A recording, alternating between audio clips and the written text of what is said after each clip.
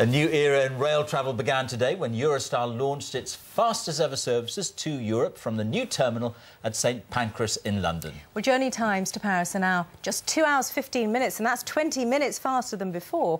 But for people outside London, flying may still be easier and faster as well. Tom Simons was on board the first train to arrive here today. Tom.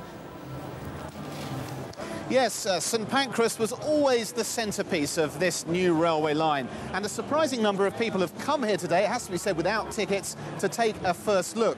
As for the train services, well, they've been operating pretty smoothly, despite a strike in France that might have caused problems. And on my first train in from Brussels this morning, many travellers said this would make a real difference to their journeys. It has taken the best part of 2 decades to reach this moment. No wonder they're pleased. At first, the passengers arrived in a trickle as staff found their feet. After all, Eurostar's entire operation has moved here literally overnight. But before long, the platforms were full. This Victorian station had come back to life.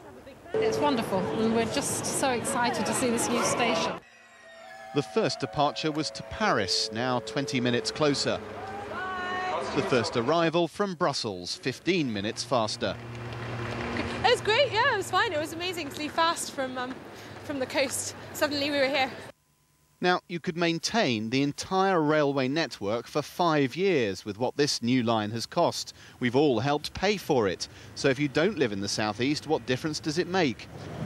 Well, one vision was that you'd be able to catch a regional Eurostar to the continent from Manchester, Newcastle, Birmingham or Glasgow. That plan hit the buffers, not enough potential passengers apparently.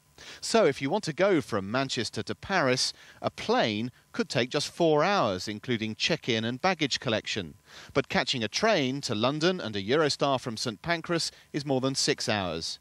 It's a closer run thing from Birmingham, the plane's just over 4 hours, and by train just over 5.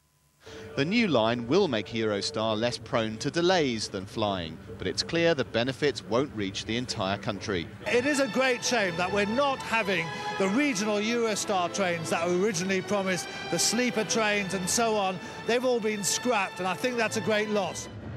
But on board, most travellers just seem pleased the line is finished. Probably it will encourage more people to travel from the north down and use Eurostar instead of trying to get to Stansted or Gatwick or Heathrow to get the flights to Brussels, etc. And for Eurostar, today at least was about more than a battle with the airlines. It was about rekindling the romance of going abroad by train.